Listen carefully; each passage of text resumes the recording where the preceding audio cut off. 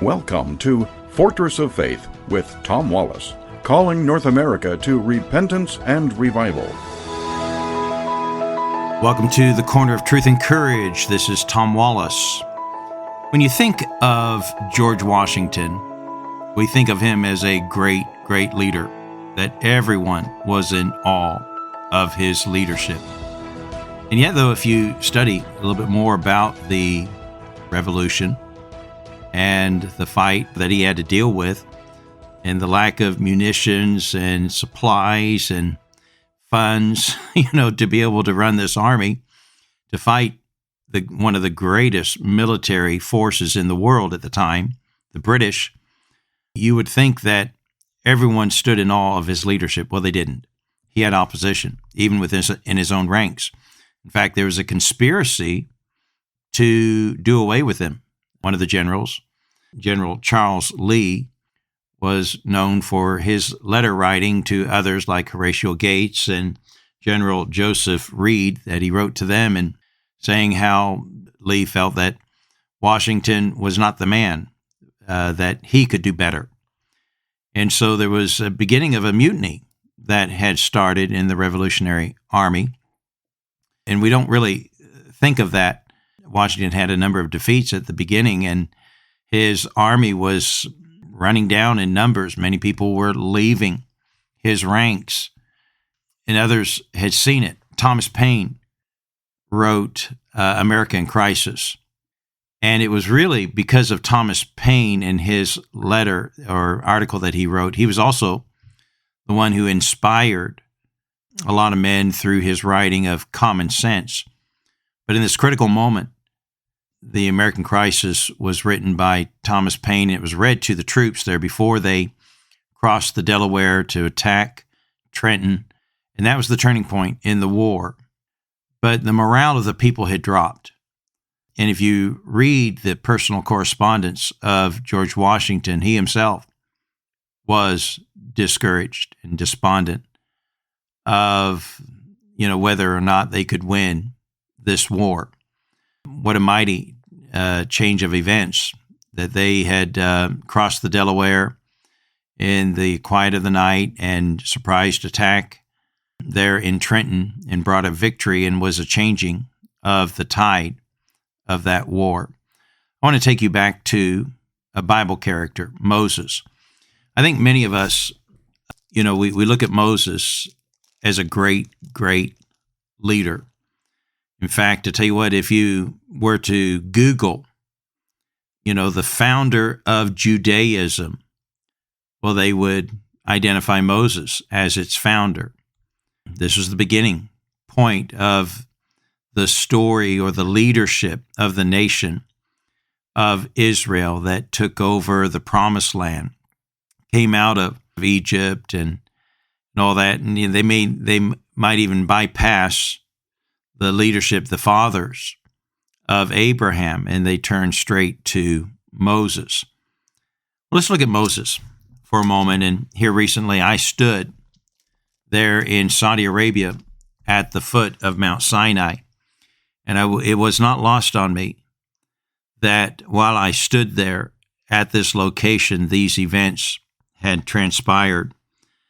And I want to take us in our Bible back to Exodus chapter 3. And it says there that Moses looked after the flock of Jethro. And so here he is, he's a shepherd. He was born in extraordinary circumstances. He was raised in the household of Pharaoh, at that time, the most powerful man in the world. The Egyptian power and wealth was great and feared around the known world at that time. But he had to flee, because he took the side of his birthright as a Jew and killed an Egyptian and fled, found his way out of the country and found his way out of Egypt's control into the land of Midian. And it says that he took the Jethro's sheep to the backside of the desert. And it's an interesting correlation here in Exodus chapter 3, that he sees a burning bush. He's at a place that the Bible calls the Mount of God. Gives a name also, Horeb, for that area. And God speaks to him out of this bush that's burning but not being consumed. As I'm standing there at the foot of Mount Sinai, I see these bushes that are there, and it's not lost on me that this is the area that God said to him, take off your shoes. This is holy ground. And then God calls upon him to go to Pharaoh to say to let my people go. Before I get into that, I want to address verse number 12. This is why we know this is Mount Sinai. In verse number 12 it says, and certainly I will be with thee, and this shall be a token unto thee. I have sent thee. When thou hast brought forth the people out of Egypt, ye shall serve God upon this mountain. So God says to Moses, you're going to come back to this location. You're going to come back to this place here in Midian, not in Egypt. You're going to come out of Egypt, and you're going to bring my people, and you're going to worship me on this mountain where the burning bush is at. We're told in Acts chapter 7, verse 30, this mountain of God, this same story is called Mount Sinai in the book of Acts chapter 7, verse 30.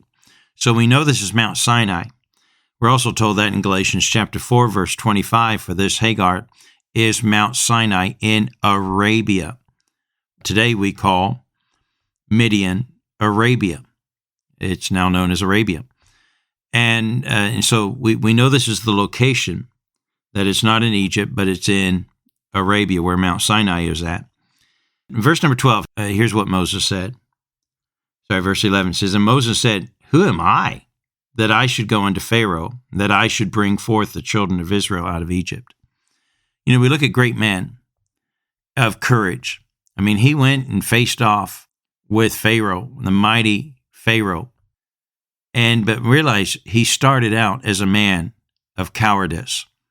Who am I that's going to do this? And he started giving excuses. Chapter 4, verse 1, and Moses answered and said, behold, but they will not believe me, nor hearken unto my voice, for they will say, the Lord hath not appeared unto thee. You can say, they're going to say, who are you? Who gives you the right to say these things? Who died and made you boss, so to speak? And he was still filled with excuses. In verse number 10, and Moses said unto the Lord, O Lord, I am not eloquent, neither hereto, nor since thou hast spoken unto thy servant, but I am slow of speech and slow of tongue. I can't be your spokesperson. I can't be your man to do this job. So we look at men of great courage, but we need to also understand that they're just regular people. They too have faults. Like we talked about Gideon yesterday, of taking men from cowardness into courage. That's what we're talking about this week. We often see great men and great leaders, but we also need to understand that they too start out as people filled with fear. Fear and cowardness is a natural response. And this is how Moses began. He didn't begin with great courage and wax eloquent and have all the answers. In fact, we see him making many, many blunders and many mistakes. But we also know that God uses just regular people. Sometimes I'll use this as an illustration. I remember back when we were first married, my wife and I, we didn't have much of a budget. We got married when we were in Bible college. And so, it's not a good time to fall in love when you're in Bible college. I always joke about this. I was so poor. My shoes, the leather in my shoes were so thin, I could step on a dime and tell you whether it was heads or tails. And, and we got married in poverty like that. But my wife wanted to make the house look good. And I remember those days, though, that she'd hang a picture. She'd have me help her and hang a picture here. And the next day, it's like, no, I wanted to move it here and locate it in a different area. And so one time I remember I didn't have my hammer to move that nail, but I had my shoe. So I took off my shoe and I, with the heel, pounded that nail into the wall and rehung the picture in a different location. And so sometimes I might raise up my shoe and ask people, what is this? And say, well, natural people will say it's a shoe. And say, no, it's a hammer. And then I tell my story. And the point is this: even though it wasn't designed to be a hammer, I got to use it as a hammer. Why? Because it was available. My hammer was not available. And I used what was available to me at the time to do the job that needed to be done. And that's how God is. God has created you and designed you to be a hammer, but you're not available to him. But what is available is a shoe. And God will use the shoe if it's available. The point is this, is that God will use, the big thing that's important to him is not so much your ability, it's your availability. And God is looking for common men. Like he looked and he needed a man to stand in the gap to fight a fight. And yesterday we were talking about him, Gideon. He saw himself as a coward, as a nobody. Who am I? I'm the least of my family.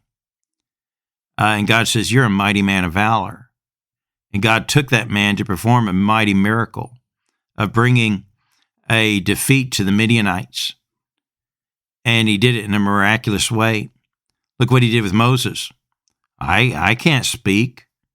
Who am I to do this? He was a man filled with fear. But God took that man and made him into a leader. Oh, we need leaders today. We need men and dads to take a stand in their home. We need preachers to take a stand in their pulpit, to stop being cowards and take the stand, even against people in their own church if necessary, to speak the truth instead of fearing men, start fearing God.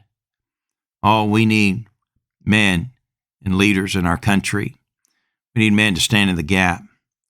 We need people to be leaders in their home, leaders in their community. When evil and wickedness shows up, we need men to stand up and say, God says this is wrong, and I'm standing with God. I'm siding with God. Who will join me? We need men like that. Oh, I pray that we would have men of courage to speak the truth. It's one thing to have the truth. It's another thing to have the courage to say it. That's going to be it for today. Join us again tomorrow at the corner of Truth and Courage. God bless you. Are you enjoying Fortress of Faith? Hi, this is Gil Ford. Have you ever thought about how easy it is to just simply turn the radio on? And for free, we get edified by the teaching and insight of our favorite programs. We become grateful consumers of someone else's effort, work, and sacrifice, and somehow it is there every day on our radio for free. Yet, it is not free. It costs a great deal to the ministry to produce and air their program.